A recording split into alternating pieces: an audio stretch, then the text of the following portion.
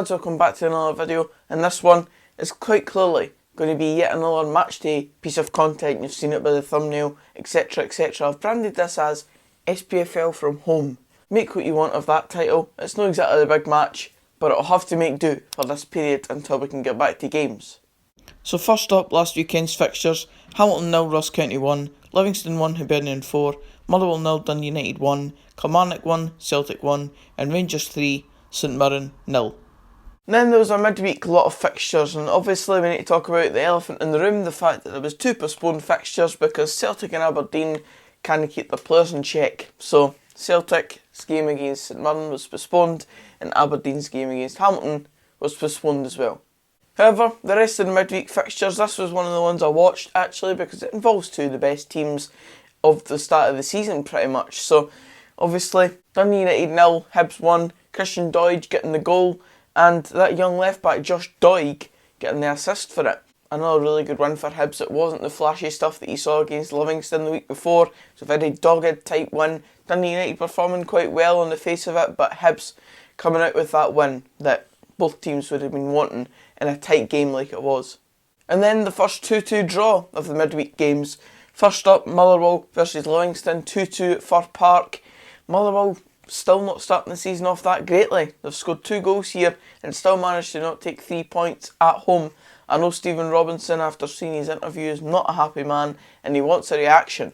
And this weekend's game against Hibs, I don't know if it's the best game to get that reaction, but he'll be hoping so. Livingston, decent enough result for them, good point away from home, but again another team that hasn't started off the season the same way you would have expected them to, considering how they performed last season.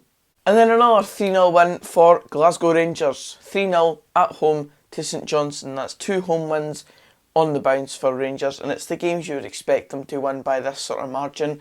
Again, like Celtic, in this season of all seasons, both Rangers and Celtic need to be picking up these sort of points, and Rangers have done just that in a good amount of style. And then the last game in the midweek card was another 2-2 draw up in the Highlands, this time with Ross County drawn 2-2 with Kilmarnock. Now, I actually think that this is quite a poor result on the face of it for Ross County, because the way they've started the season, they would have been hoping for a home game to be one of their main fixtures this season, where they were looking to get 3 points in almost every game, trying to make their place a bit of a fortress. But in this game they've conceded 2 goals for the first time this season, and also they've not picked up 3 points at home, so it'll be a bit disappointing for them. However, Chris Burke is performing out of his arse for Kilmarnock at the start of this season. So much so that I put him in my fantasy team after the whole Celtic Aberdeen players fiasco. I used my wild card and put Chris Burke in my team, and he gained me points in midweek, so good choice. But now moving on to today and tomorrow's card of fixtures. Again, the elephant in the room. Celtic v Aberdeen fixture cannot take place because they're simply not allowed to play games at the moment, so that's that. Firstly, Hamilton versus St Mirren. I do expect probably a St Mirren winning this one, unfortunately for Hamilton, because they are rock bottom at this point and they've not started the season very well. St Mirren have looked really dogged at the back and performing really well, not scoring a hell of a lot of goals at the other end, but I do expect them to probably pick up the 3 points. Kilmarnock versus St Johnstone, the second Saturday fixture. It's one of those, I think it could end up being a draw. It's just one of those ones you look at and you think it could be a draw just because both teams kind of cancel each other out. They don't play fantastic football, but they're decent enough anyway. Ross County versus Dundee United. It'll be a difficult one for United this, travelling up to Ross County. As I said, Ross County probably will be looking to make their place a bit of a fortress, and always going up to the Highlands, it's a tougher fixture. I do expect Ross County to score.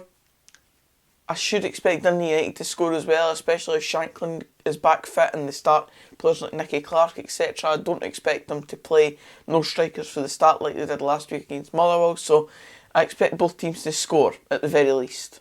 And then the final Saturday fixture, the one that I will be watching, it's live on Sky, Hibs v Motherwell. It's a fantastic fixture on paper when you look at it. Motherwell performing so well last season.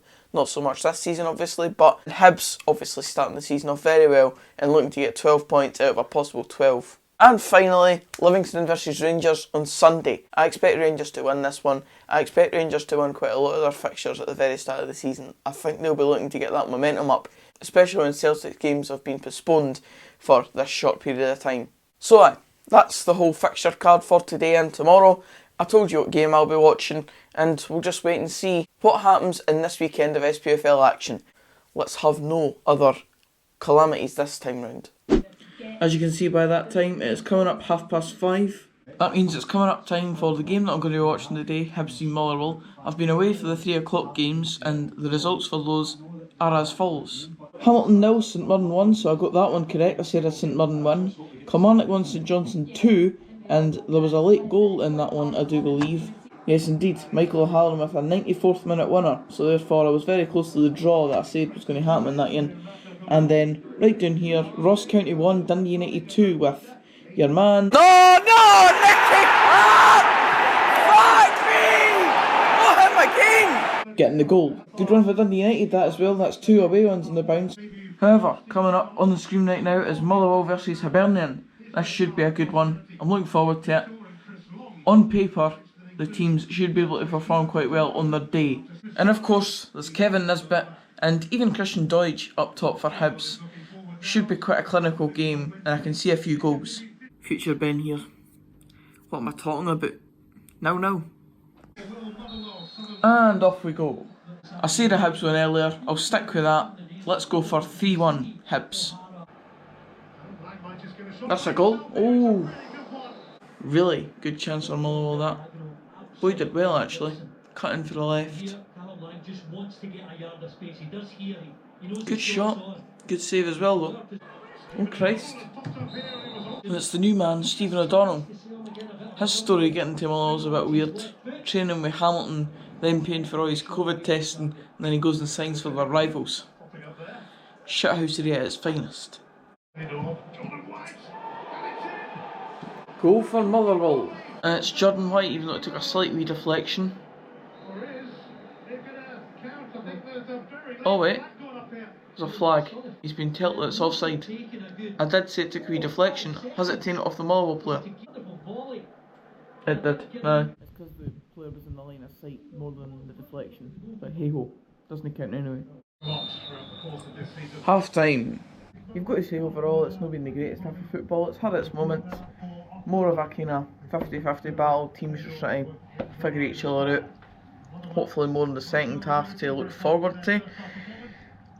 I still am expecting a few goals because there's been chances, as I said. We've had our moments of action, but just nothing too concrete, nothing clinical enough to go in the back of the net. So both teams to score I'm still quite confident of. Fingers crossed. I've never sat through a worse game of football in my life. In terms of watching on telly anyway. I can't mind being at many games that were much worse than this. There was chances in the first half, but nothing really that great. In the second half, honestly, barely any touches in the box, far less chances. I'm in two minds whether this is actually making the internet, so if you are seeing this, then you're a lucky person, because if you've made it this far in the video, you're a trooper. Cheers. That's it for this video guys, cheers for watching. If you did enjoy it, please give it a like, comment below, any thoughts, and subscribe for more type of content. Until the next video, I'll see you then. Cheers guys.